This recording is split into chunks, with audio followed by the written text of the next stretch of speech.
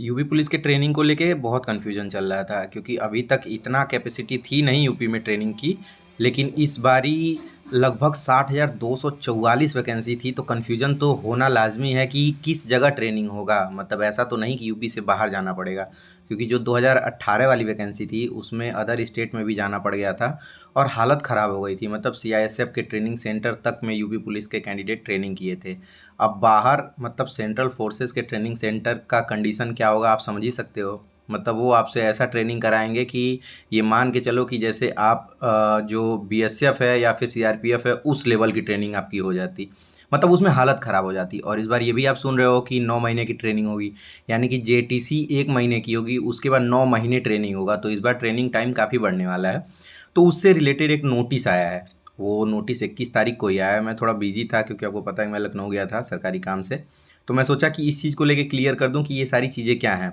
तो इसको अगर आप ध्यान से देखोगे तो आपको कुछ सारी चीज़ें ऐसा दिखेंगी जिससे बहुत सारे कन्फ्यूजन आपका दूर हो जाएगा। देखो, पुलिस प्रशिक्षण निदेशालय उत्तर प्रदेश द्वारा हुआ है। और जो पीटीसी है, मतलब यानी कि जो ट्रेनिंग सेंटर है, मतलब परमानेंट जो ट्रेनिंग सेंटर है, सबको वहाँ पे नोटिस भेजा गया है। जो पुलिस आयुक्त है वहाँ पे भेजा गया है, जो वरिष्ठ पुलिस अधीक्षक और पुलिस अधीक्षक हैं इतने ज़िले के, उनको भेजा गया है।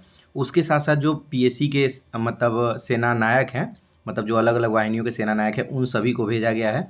क्योंकि इसमें सीधे सीधे ये कहा है कि इन सब लोगों को ये बताना है कि ट्रेनिंग यूपी पुलिस का होना है, जिसमें ये देखो बताया कि कृपया अवगत अवगत कराना है कि 60,244 पदों पर पुलिस का इतना इतना इतना होना है।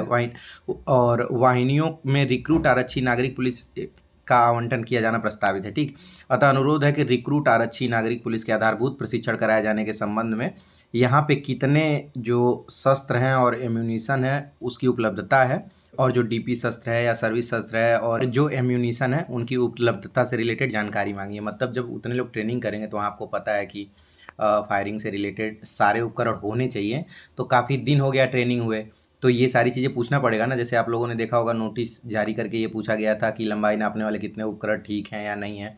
तो सभी सेंटरों पे उपलब्ध कराया जाएगा जब ये वहाँ पे दे देंगे। और इनको समय दिया गया है कि कितने तारीख तक इनको वहाँ पे भेज देना है। तो आप देख सकते हो इसमें लिखा हुआ है 24/1/2025 की शाम 18 बजे तक प्रत्येक दशा में निदेशालय में प्राप्त नहीं होती है। तो ये समझा जाएगा कि आपके पास सारी चीज़ें उपलब्ध हैं, यानी कि ये लोग लगभग लगभग भेज दिए होंगे, कुछ कह नहीं सकते। और बाकी ये प्रतिलिपि भेज दिया गया है। अब इसमें इम्पॉर्टेंट ये है, वो तो सारी चीज़ें मान लो उनके लिए है कि वहाँ क्या अवेलेबल है क्या नहीं है, क्योंकि आप तो जाओगे तो सीधे आपको देखने को मिलेगा ट्रेनिंग। जैसे आप शादी में जाते हो ना तो सीधे आपका फोकस खाने पे रहता है, लेकिन उस खाने की, उस पंडाल की सजाने की हर व्यवस्था कोई ना कोई किया रहता है। तो ये लोग व्यवस्थापक हैं, आप सीधे जाके वहाँ पे भोजन का आनंद लोगे। अब इसमें ये क्लियर क्लियर कहा गया है कि आगामी रिक्रूट आरक्षी नागरिक पुलिस का आधारभूत प्रशिक्षण कराए जाने हेतु प्रशिक्षण संस्थान आरटीसी का ब्यौरा। ठीक है। आरटीसी मतलब जहाँ स्टार्टिंग वाली ट्रेनिंग होती है, जहाँ बेसिक बेसिक चीज़ें सिखाई जाती हैं, सैल्यूट मारना, वर्दी पहनना, ये सारी चीज़ें। इतना 1 महीना जब सीख लोगे तो उसके बाद तब आपको युद्ध स्थल में भेजेंगे लड़ने के लिए। मतलब पिछली बार तो 6 महीने का हुआ था उसके बाद, लेकिन इस बार सुनने में आ रहा है 9 महीने। अब 9 महीने होगा, ऐसा तो नहीं कि 6 महीने ट्रेनिंग सेंटर पे करेंगे फिर 3 महीना पोस्टिंग कर देंगे कि थाने पे आप लोग सीखोगे। ये सारी चीज़ें तभी खुलेंगी। तो इसमें सीधे सीधे ये बताया गया है कि कुछ सेंटर तो ऐसे हैं जो पहले से फिक्स थे, यानी वो हैं जैसे पीटीसी मुरादाबाद हो गया, पीटीएस मुरादाबाद हो गया, PTC Sitapur, APTS Sitapur, PTS Meerut, PTC Unnao. ये जो कैपेसिटी है ये भी बता दिया गया है कि मतलब यहाँ इस बार इतने लोगों की ट्रेनिंग होनी है, 1700, 1400, 1600, 1200। ठीक है। टोटल 10 संस्थान है, इनमें 11,600 लोगों का ट्रेनिंग होना है। ठीक है, ये आप समझ गए होंगे। उसके बाद अब अगर नीचे चलें तो प्रयागराज, बदायूं, बहराइच, बरेली, देवरिया, फतेहगढ़, गाजीपुर, लखनऊ, मैनपुरी, मुरादाबाद, रामपुर, शाहजहाँपुर और सीतापुर। ठीक है। तो ये जो प्रयागराज से लगा है सीतापुर तक आप लोगों ने देखा, ये जो 13 ट्रेनिंग सेंटर, ये परमानेंट ट्रेनिंग सेंटर है, मतलब यहाँ पे होता आया है। तो इसका टोटल योग मिला के इसमें 8500 लोगों का होगा। मतलब ये है कि ऐसे समझो कि कुछ तो परमानेंट ट्रेनिंग सेंटर हैं, कुछ अस्थायी बनाए गए हैं, और बाकी जो अभी तक पीएसी वाहिनियों में होते थे, जैसे 2वीं वाहिनी सीतापुर, 4वीं वाहिनी प्रयागराज, 10वीं वाहिनी, 11 वाहिनी, सबका कैपेसिटी दिया हुआ है कि कहाँ कहाँ कितने लोग होंगे।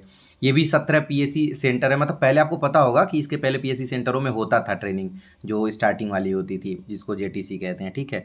और उसके बाद बनाया गया है अस्थायी सेंटर, मतलब जहाँ होता नहीं था लेकिन इस बार व्यवस्था किया जाएगा। मतलब अब यूपी आगे बढ़ रहा है ना भाई।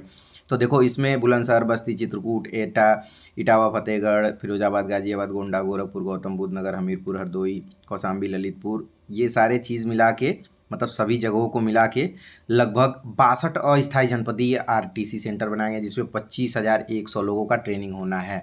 मतलब 25,000 से ज़्यादा लोगों का ट्रेनिंग इस बार अस्थायी में भी होगा, मतलब यहाँ सारी चीज़ें उपलब्ध कराई जाएंगी। समझ गया ना।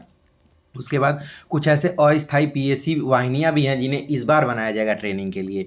तो जब आप मतलब 13 अस्थायी पीएसी हो गए, ठीक है। इसमें वैसे योग तो 60,600 दिया है, मतलब जैसे ऐसे समझो कि 60,244 पद है, लेकिन टोटल जोड़ दिया है कि 60,600। जैसे मान लो आपको 20 तक पढ़ा याद है, कोई 10 तक पूछे तो 20 उसके अंदर आ जाएगा ना। तो इसका सिंपल सा यही मतलब है कि इस बार आपको यूपी से बाहर नहीं जाने देंगे। जैसे ड्यूटी आप यूपी के अंदर करोगे, वैसे ही ट्रेनिंग भी आपको यूपी के अंदर ही कराने की पूरी व्यवस्था की गई है। तो कुल मिला के कमर कस लो, क्योंकि जो रनिंग करके फाइनल मेरिट में आएगा उसी को इसमें जाने का मौका मिलेगा। ये आप लोग समझ ही रहे हो, ठीक है। और इसमें एक चीज़ देखना, जो मैंने बताया था ना, ऊपर दिया गया था कि नागरिक पुलिस के प्रशिक्षुओं के आधारभूत प्रशिक्षण संपन्न कराया जाने है तो डीपी शस्त्रों की उपलब्धता, मतलब जो वहाँ ट्रेनिंग से रिलेटेड शस्त्र होते हैं वो वहाँ हैं कि नहीं है।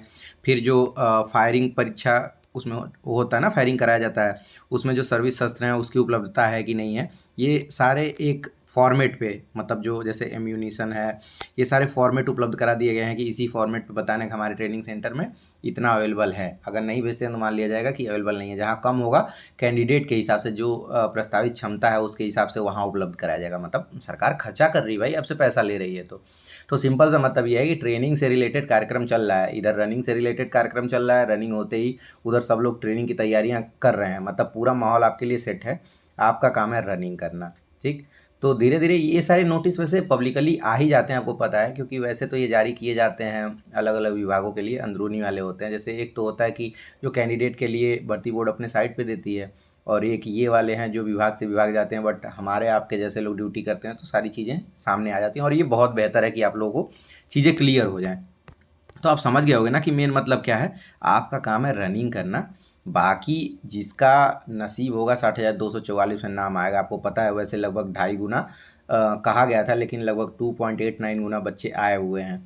तो इसमें सिर्फ और सिर्फ 60,244 लोग जाएंगे ट्रेनिंग पे, बाकी लोगों को तो दोबारा तैयारी करना ही पड़ेगा। तो जो लोग बॉर्डर पे हैं वो लोग अपने फोकस को थोड़ा सा आगे भी रखें, मतलब ये नहीं कि सिर्फ इसी पे रखें, फिर 1 महीना 2 महीना 3 महीना टेंशन में रहें। तो आगे बहुत सारी वैकेंसी आ रही हैं। इंपॉर्टेंट ये नहीं कि पुलिस में नहीं हुआ तो किसी में नहीं होगा, किसी न किसी में होगा जो आपके नसीब में होगा।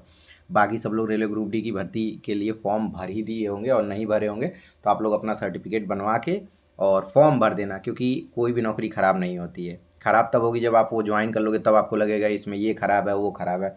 तो मेरे कहने का मतलब कि नौकरी वाला हो के नौकरी की बुराई करना कोई बड़ी बात नहीं है, आप भी करना चलेगा। लेकिन अगर नौकरी नहीं है तब बुराई करोगे तो समझ लीजिए उसका भुगतान आपका परिवार भुगतेगा, ठीक है। तो आई होप कि आप समझ गए होंगे कि ट्रेनिंग से रिलेटेड इस नोटिस की क्या सच्चाई है और क्या मतलब है। बाकी कुछ भी पूछना हो तो आप मेरे इंस्टाग्राम आईडी अंकुर अपडेट्स को फॉलो करके वहाँ पे मैसेज करके पूछ सकते हो। 3 फरवरी तक DVPST चलेगी, 10 फरवरी बताया गया है रनिंग के लिए। तो मुश्किल ही है, लेकिन हो भी सकता है हो भी जाए, लेकिन 2-4-10 दिन आगे पीछे होगा। तो रनिंग के लिए जी जान लगा दो। ओके, मिलते हैं अगले वीडियो में, तब तक के लिए अपना ध्यान रखिएगा। मारपीट लड़ाई झगड़ा मत करिएगा, क्योंकि पुलिस वेरिफिकेशन भी होगा। Bye bye.